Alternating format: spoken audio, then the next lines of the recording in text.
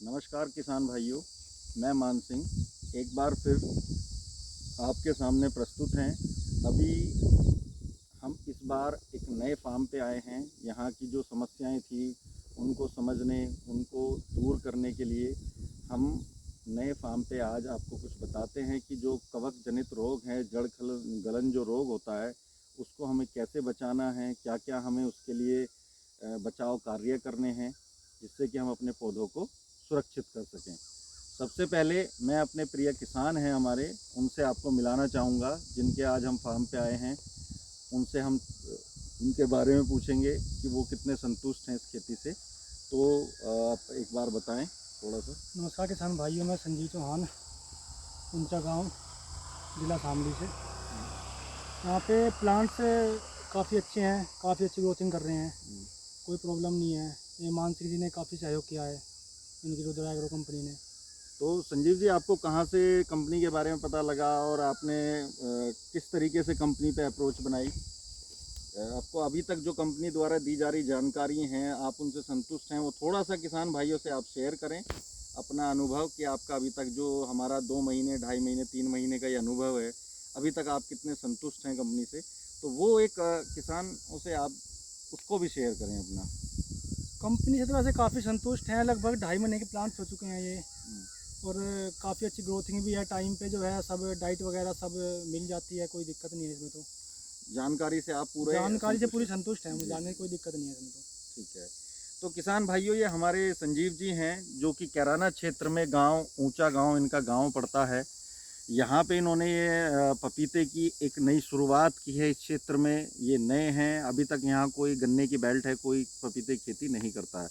तो ये हमारी कंपनी रुद्रा एग्रो द्वारा इस बार जुड़े हैं। तो अभी ये हमारी जो पौधे से संतुष्ट हैं, ये जो हमने रेड लेडी वैरायटी इनके खेत में लगाई हुई है, आप देख सकते हैं। पूरे फार्म को आप घुमा के एक बार दिखा दें।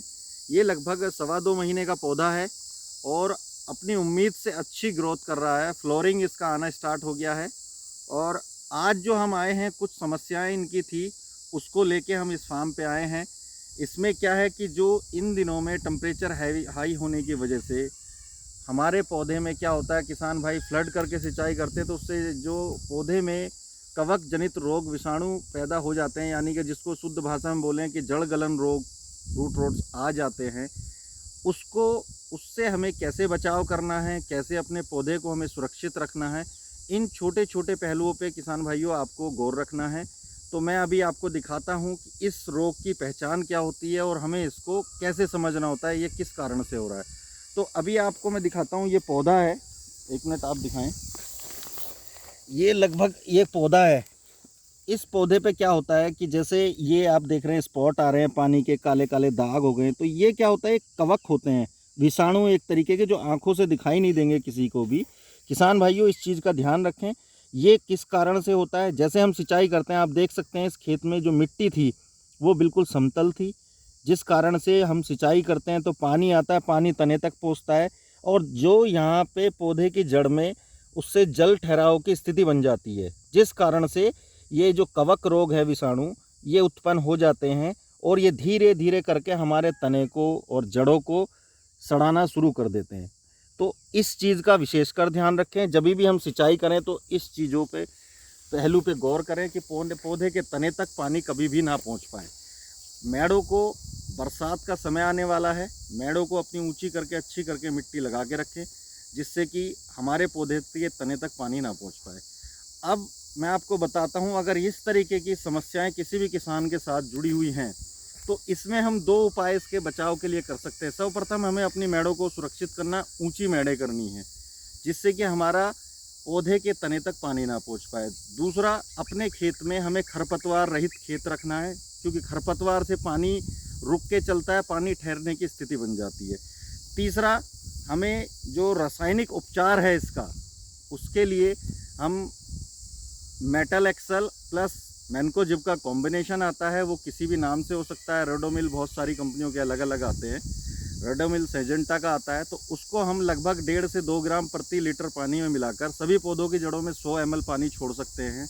या दूसरा ऑप्शन है, वो थोड़ा बेटर है, आप कॉपर ऑक्सीक्लोराइड प्लस स्पेक्टोसाइक्लिन का कॉम्बिनेशन बना के आप सभी पौधों की जड़ों में 100 ml पानी छोड़ सकते हैं।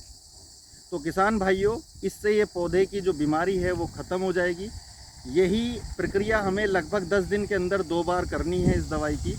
इससे हमारे पौधे सुरक्षित हो जाएंगे। और आगे आप इस चीज़ को ज़रूर ध्यान रखें। तो इसमें पानी जो हम सिंचाई करते हैं उस पर विशेषकर हमें ध्यान रखना है कि हमें सिंचाई कम से कम करनी है। और जैसे अभी बरसात आ रही है तो हमें इस तरीके से अपनी बेड़ों पे पौधों के पास मिट्टी लगानी है। आप देख सकते हैं यहाँ पे मिट्टी लगी हुई है, ऊंचे हमने बेड़ कर दिए, जिससे कि हम सिंचाई करेंगे तो लगभग सिंचाई इतनी होगी और हमारे पौधे के तना सुरक्षित रहेगा। तो इन बातों पर आप ध्यान दें। जो हमारे द्वारा दी गई ये जानकारी है, सभी किसान भाइयों को हमने ये बताया है। इन चीज़ों पर गौर करना किसान भाइयों। और आगे के लिए मैं आपको नए फॉर्म पे, कहीं पे नए फार्म पे जाके कोई नई जानकारी, नई बीमारियों के बारे में आपको जानकारी देता रहूँगा। फ़िलहाल कोई भी किसान भाई हमसे कुछ भी पपीते के, केले के बारे में जो भी जानकारी चाहते हैं वो हमारे नंबर पर कांटेक्ट कर सकते हैं।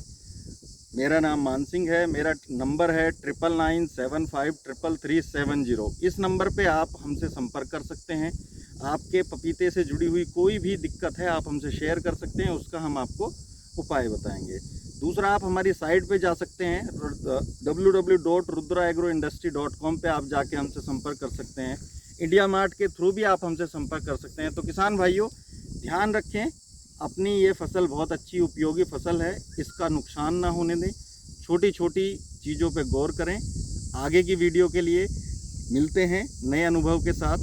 नमस्कार।